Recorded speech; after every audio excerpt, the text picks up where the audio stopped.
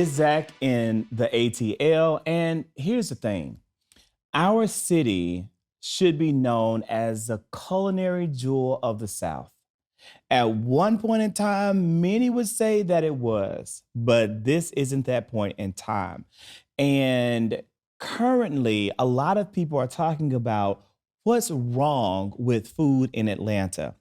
Well, today we're going to talk to a noted chef and culinary disruptor, Bella Jones, who really represents kind of what's right with food in Atlanta. So, Chef Bella, welcome to the table. Thank you. Thank you. Appreciate it. Thank you for taking time to be here with me and to share space. Your culinary journey has been extremely interesting with roots in the deep rural South, my native land of Mississippi, all the way up to, again, your native land of Chicago. Those two places both have very rich food experiences, very rich and deep culinary roots. How have those roots shaped you as a chef? So, all I've ever known was food. I started cooking with my grandmother when I was 9 years old, right?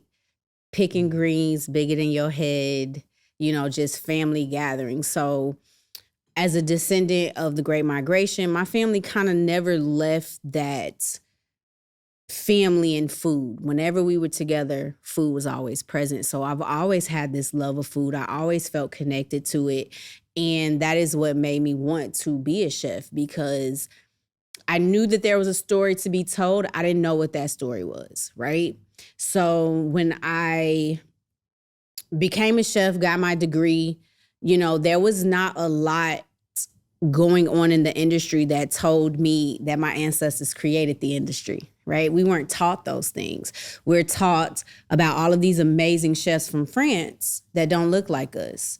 We're taught that even in the industry, America doesn't have a true food identity. And the one that it is based off of the enslaved people that were growing and cooking and responsible for the food production in this country. So that's kind of my journey and my story. I think a trip to Charleston, South Carolina changed the trajectory for me. What do you mean? So during the pandemic, of course, there was not a lot of things that we can do. So for my birthday, I wanted to go and have dinner at Middleton Place Plantation at a restaurant that one of my chef idols took a residency in, Edna Lewis. And so I was like, let's just go to Charleston. We can go see the port. We can leave flowers for the ancestors, because my ancestors came through South Carolina. And many of our ancestors came through South Carolina. So we go to Charleston.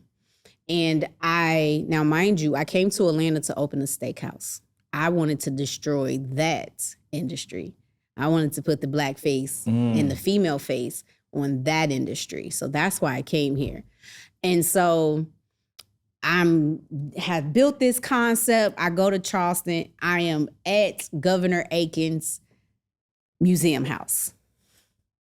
The first stop on the tour is in the basement, and they have a kitchen in the basement. This home has not been remodeled to look like the time period. So what's there was there then. And I'm in this basement kitchen. There's a table. There's a fireplace where they did all the food, and there's a chair. And I see the enslaved woman in the chair. And I'm looking around, it's just me and my best friend in the room, and I'm looking, and I see the slave woman in the chair. And she said, you gotta tell our story first. Now, Liz and Leon's was always a concept that I was going to do, but it wasn't the concept that I was going to start with. And I was just like, tell your story first. So she goes on this whole, I'm having this spiritual out-of-body experience with this woman telling me about the food that she created. And she said, quote, mark my words, yous ain't a slave, just like that. You have to tell our story first. I didn't say anything to my best friend. We move on to the next part of the tour, which is you go out into this beautiful courtyard. There's another kitchen with some quarters at the top, because he only had a few slaves. This is not his actual plantation. This is his home in the city of Charleston. So, they brought them workers to work at the home. And that one, I go into that kitchen, very modern kitchen for the time, and I see another woman, and she says the same thing. You have to tell our story first. And I looked at my best friend. I said, I have to open Liz and Leon's first, because in that experience, they told me what was going to make my career is staying true and telling the true story of Southern cuisine. Because we've been told that Southern cuisine and soul food is two different things, right? We have. Like, we differentiate it. We say soul food is what Black people cook. Southern food is what white people cook. What the colonizers right. cook. That's what we say. But that's not the truth. Southern food is soul food. They took those bad parts, the stews, the things that kept us connected to Africa and the way they cooked in Africa, stews, slow braising, gravies and things like that. And it's like, oh, we're going to say that's soul food. But Southern cuisine is a produce-based cuisine. Our ancestors cooked in season. They cooked what they grew. They weren't going to the grocery stores and just buying meat. And the meats that they did eat, they raised and slaughtered them humanely themselves. These were people who already knew how to work with a whole animal. So when they were given the heads and the feet and the intestines, they already knew what to do with it, because African people honor the life of the animal because it's going to feed the community. So you use everything from the head to the tail, right? So that is kind of what they took, those very healthy parts, the in-season produce, and decided that they were going to say that it was Southern, and everything else that was gluttonous, fried and smothered and dyed, like they say, was soul food. No, cooking, and when you eat a meal in the South, you feel like somebody's grandmother is hugging you all the time.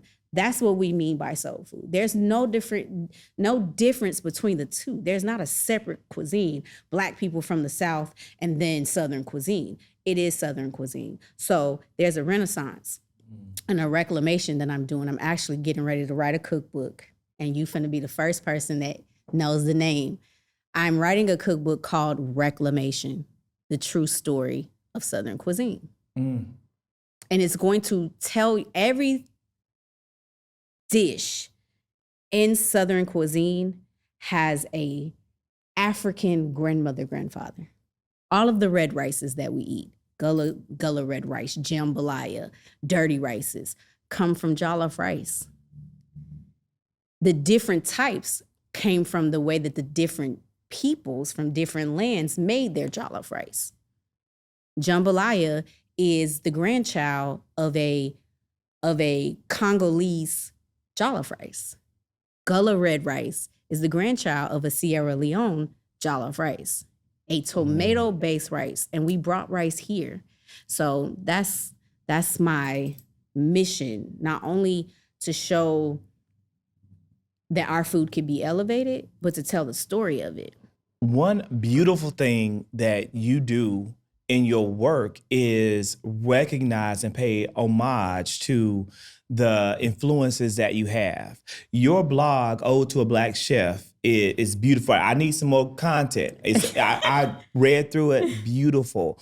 What you wrote about Chef Chase and her legacy and what she's done in New Orleans. All of that. I learned a lot, and I don't know any of this, so I love to learn it. What you said about the honoring the animal humanely is we're both have roots in Mississippi, and my great grandparents were hog farmers. So that was, and my great grandmother lived to be in her 90s. Passed away when I was 23. She raised me as a child, my babysitter. So I learned a lot from her, and so I remember those, slaughtering the animals in the smokehouse right there on the property, and eating one hog all winter for your Thanksgiving, your Christmas, your breakfast. So all of that, I think, resonates, and I think it's going to be beautiful to have those stories and that history shared broadly out. It's needed. Why do you care so much about the history and the legacy of our culture and our community? Why is that so important? It's important because what people have to understand, excuse me if I get emotional, I kind of get emotional about, our start as Americans, right? It's important because the atrocities that our ancestors face is so deep, but the strength that it took for us to be here today, to know that my grandmother probably nursed children that she didn't give birth to, while her children didn't see her. Like to know that they were forced to do things, but they still created community.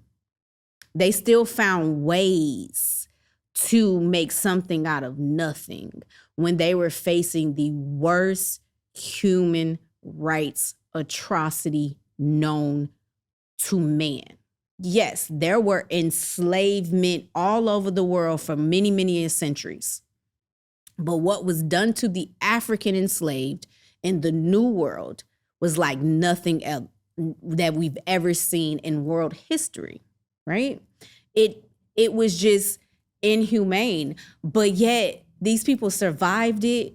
Like, I can't imagine having my child ripped from me and sold. We don't even know if our parents or our family members married other family members because they were on other plantations, sold as children. It's so much that happened to them that it's important to honor what they built. They built every industry in this country because they were the ones who were doing the work. They were the ones putting in the labor. They were for every for single free industry in the country. And then on top of nation. that, we not only did they suffer, slavery started in the American South in 1619, but it started in the Caribbeans in the 1400s, right? And they endured that from the 1400s to 65, because the last slaves weren't freed to 65. Yep. At the end They of the Civil War. endured that for that long. And then we got the Black Codes. And then we got Jim Crow. Fortunately for us, my family, my great-grandmother took my grandmother from Mississippi when she was 3 years old, right? But my best friend's mother went through Jim Crow. Her parents went through Jim Crow, right? To like be treated that way, but still have joy in your heart, still love your family, still understand that you are worthy. That's why it's important for me in the culinary industry. Because the food that my ancestors grew and cooked and created is what people know to be American cuisine. If you go to England, I seen a TikTok, little kids, they were feeding kids. I was like, that's Popeyes. But they were giving them American food, mashed potatoes, fried chicken, biscuits. Our ancestors created that. What we know to be that we love, French fries, creme brulee, macaroni and cheese. Like so many eccentric techniques that he brought back here when he was over there learning. Thomas Jefferson's chef, I forget the name, Hemmings. Yes, James Hemmings. When Hemmings brought it back to America. But before James Hemmings, that was Chef Hercules. Who was George Washington's chef.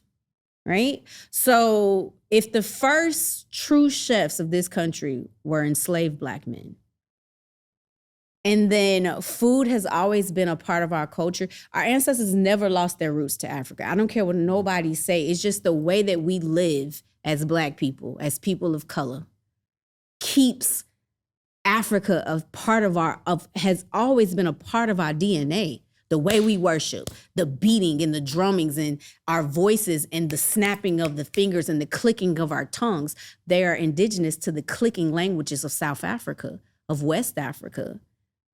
Right? So that's why for me, it was, and having that experience with women, spirits of women who were enslaved and never got the chance to even taste. They were cooking these amazing foods, but they couldn't even taste it. I read stories. I'm reading a book called What the Slaves Ate. And it's, you know, showing us the rations that they would get on Saturdays. And there was a slave, formerly enslaved woman talking about the food. She said that her grandmother was the cook, and the slave owner would spit in the unused food so she wouldn't feed them to her children.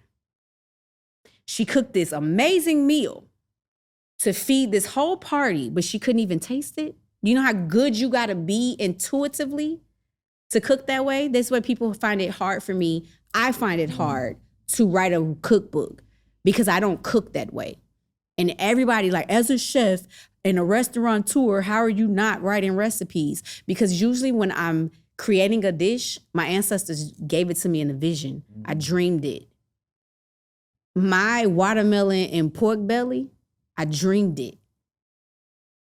Right? The collard green velouté, I dreamed it. Right? So I go in the kitchen and I cook that way. I don't have time to try to stop because I'm always it's intuitive in my soul because I have ancestors that it was intuitive to them.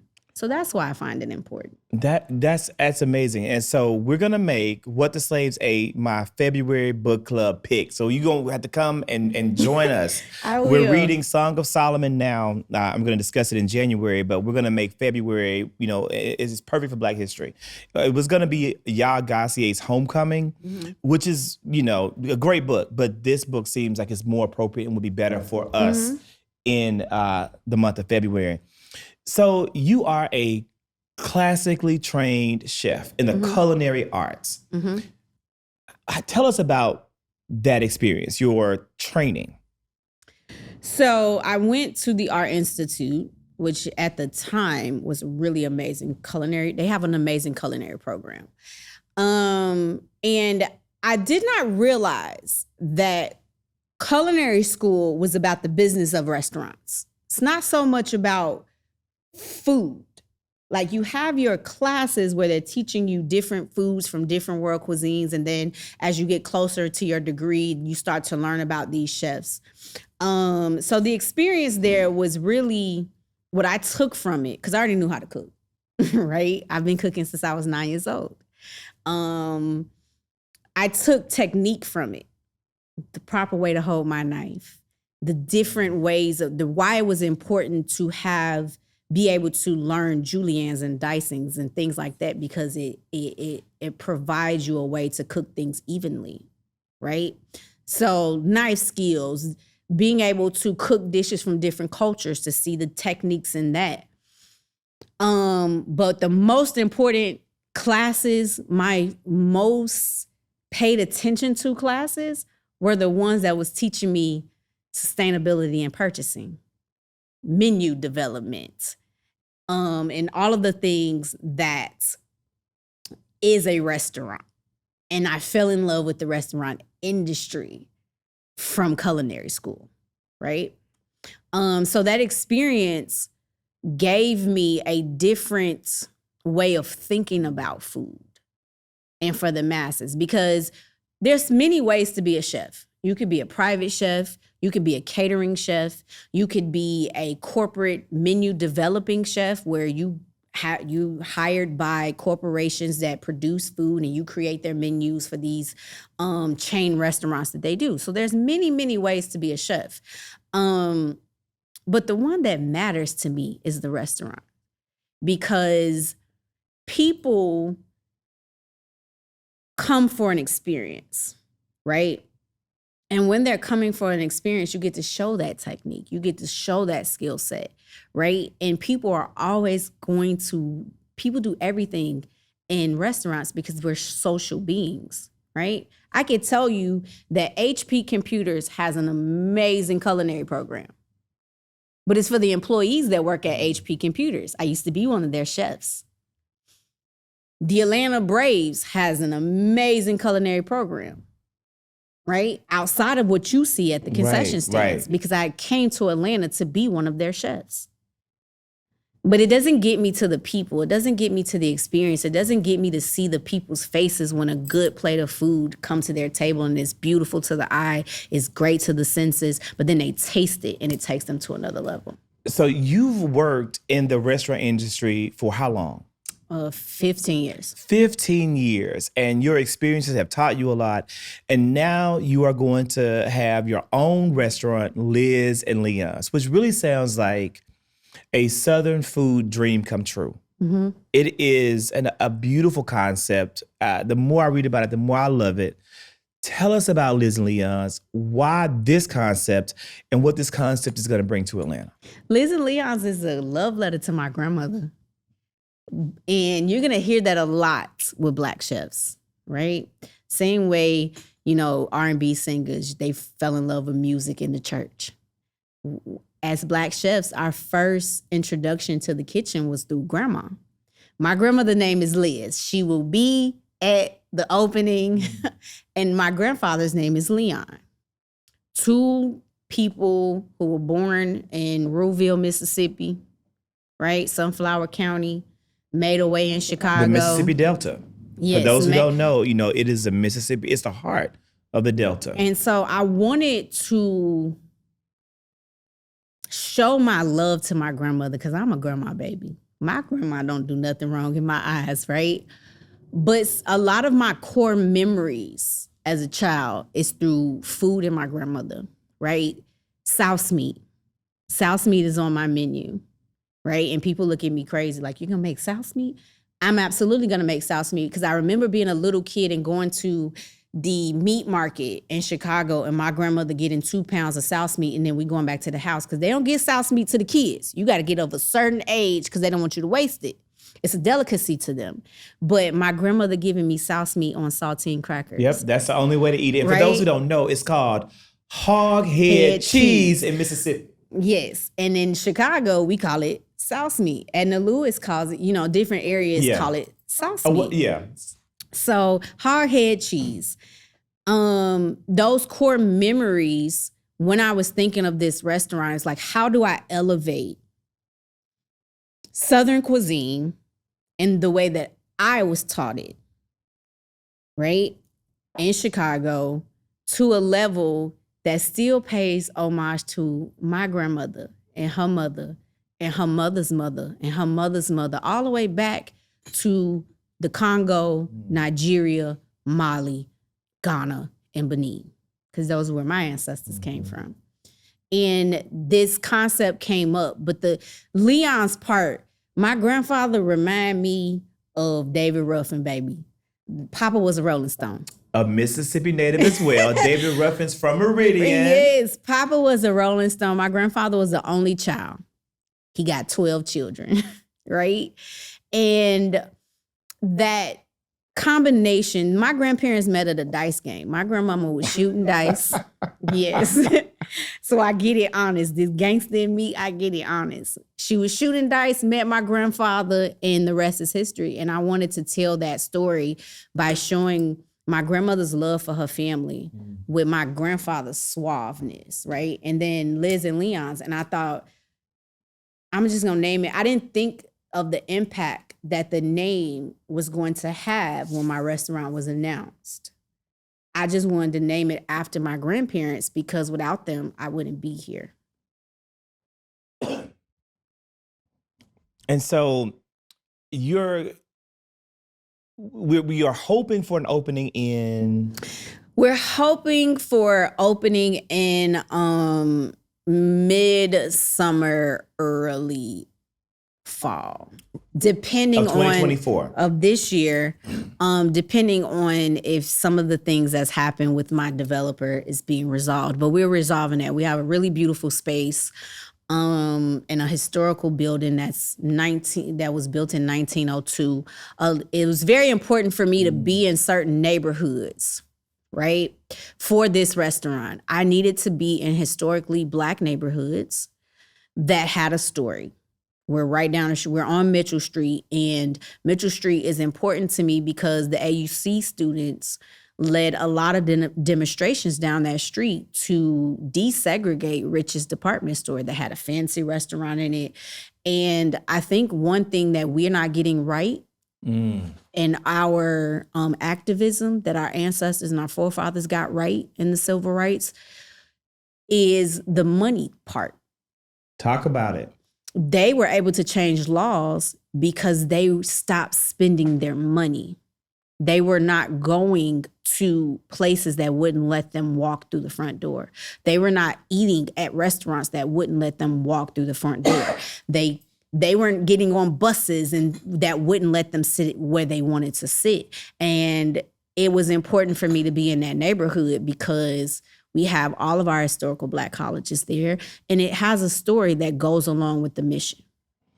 And so, as you tell the story, and as we look at what Liz and Leon's is going to be as it's being developed, every single element of this is so well thought out. Thank you. And you're taking your time, and you're being very fastidious about how this comes from concept to reality. What are some lessons and things that you've learned on this journey that you can share with other entrepreneurs and aspiring restaurateurs? Don't be afraid to tell your story, right? It's easy to just do what works. That's easy. But nothing's ever gotten done in the history of the world by just doing what works. Things in history tells us in order to be great, you have to do what other people are not willing to do. You're wearing a sweatshirt with my great aunt's name on it. That's right. The mother of Mississippi Fannie is Lou Fannie Lou Hamer. She is one of my inspirations and role models in life. Like what she was able to do in her lifetime, which was cut short, and I don't care what anyone says, I have no doubt it was cut short by medical malpractice by design from Mississippi doctors who wanted to see her dead before she could continue this great work. You know, she started off with politics and mobilizing, and then she realized that freedom and true emancipation would never come through the political systems of Mississippi or the Democratic Party or any party, but would come through economic freedom. And then she created hog farms in Mississippi. She created housing opportunities, and it was amazing considering where she came from. That's why she's my role model. And so for that to be like the stock that I come from, it's very important, like for me to tell the next, and Liz and Leon's is a gateway for the next generation. My nephew is 15 years old. He is taking culinary classes in his pathway careers because he wants to be a chef. So it's even— What school system? He's in Texas. So he's in Houston. So he goes to Jersey Village. Really amazing school. But it's important for me to be able to, even more important now that he wants to be a chef, to follow in the footsteps of someone like my aunt, right? Because of the things that she did, I'm able to vote. I'm able to do the things today. So if my aunt was afraid or went with the status quo and just said, let's be quiet, good Negroes in Mississippi, we wouldn't have never gotten that iconic video of her telling her story. We would never— Of being sick and tired of being sick and tired. Of being sick and tired. So I would say to you, it doesn't matter what your industry is or what you want to do. Understand that you have blood running through your veins, especially if you're a person of color, that changed the face of the world and continues to do so. So as you are opening Liz and Leon's, you're also running 811 Hospitality Group. Tell us about 811 and what you do and how other restaurants and business owners in Atlanta can capitalize and tap into this talent. So 811 Hospitality Group used to be Bella Jones Restaurant Group, right? Because it's like my name, my. We have to get away from— I don't care if people know me as a CEO and founder of 811, because the mission for 811 is to create a small corporation that celebrates African American foodways and gives opportunities where there are none, right? In this country, there's one Black Michelin star chef who owns his restaurant. Stop, say it again. He owns his restaurant in this country. In the entire United States of America. There's one Black Michelin star chef who owns his restaurant. Of all restaurants in this nation. Black Michelin starred chefs, but there's only one who owns it. Clover Hill, Chef Chuck Good. And that's in New York. That's in New York. That's in New York. And he's the first Black Michelin New York chef. So it's super important that 811 provides the opportunity not only through restaurants for people of color to have something in this industry of hospitality that we built, but also through restaurant consulting, right? If you don't know what you're doing, you have a great idea, you need to get you a consultant. Hire a consultant. If you want the type of concept where they twerking on the tables, on their pancakes and all that, cool. But still know the business and get you a consultant. So that's what we do. I'm a restaurant consultant. So I'm here to we help you develop your concept from concept to opening. So everything in between, the training, the menu, the costing, all is going to take. And then we have a la carte services where if you've already opened up a restaurant, but you're struggling, we can come in, look at the numbers and help you with that. And, if you just need us to develop a menu or create recipes for you, we could do that. But then I also started my career with athletes. Right. So, and that's where the Braves come in, yes, where you've done that. Mm-hmm. So I have a part of 811, we have a division called Food Love Sports. And this is where I am going to, we're creating a business, not a business, an agency. That's the word I'm looking for. We're creating an agency for private chefs. So athletes can come to me and we can hire private chefs to help them with their injury nutrition. So I'm creating an injury nutrition plan that prevents and also heal common sports injuries through food. Through food. One of the things that's most prolific about you, Chef Bella, is the ability that you have to take all this talent and spread it widely, but also it trickles down deeply. You have 811, you're opening Liz and Leon's, you have Ode to a Black Chef, the blog, and you're doing some work on Patreon that people can then pay you for services. Tell us about the services that we can pay for. So I just started the Patreon because I am overwhelmed with this cookbook, right? So, but I also wanted to give people a way to see me cooking the things that I would normally put on Ode to the Black Chef, because writing things down don't work for me, but doing it in front of a camera does. And so you're able to come to Ode to the Black Chef. Instead of reading the recipe, you're going to see me make it. We can make it together. Right. And then I also have a masterclass specifically for restaurant tours and aspiring restaurants, where I'm just going to put up videos to help you be able to own and operate a restaurant the right way. So all of the things that I would teach you in restaurant consulting is going to be in that tier. It's right there. And so how much, tell us the tiers so we can know what, we can get our money right. So we can put our subscription in. You can join the Patreon for free. Patreon has now allowed you to have members for free. So the free membership is where you'll see all of my Ode to the Black Chef. So you still can go to the blog and read everything, but then I'll have videos and, I'm doing announcing a series. I'm putting up the first recipe on Sunday called Sunday Dinner. And so the first post is about, or the blog post is going to be the origins of Sunday dinner and why is it so important in the Black culture, right? Because our ancestors got their rations on Saturday, and then on the plantations. Wow, I had no idea. Yeah, so Saturday was the day they got their rations, but on the plantations, they had Sunday off. So this is the time where they got together as a community and they made these foods. So Sunday dinner became this important community thing, being able to be with your family for the first time that week. They were able to go fishing and hunting for the Sunday dinners. And I never understood why that was so important to the Black culture until I started doing my food history. And so I decided the first step into Patreon is to do Sunday dinner. And our first recipe is beef tips over rice. Mm.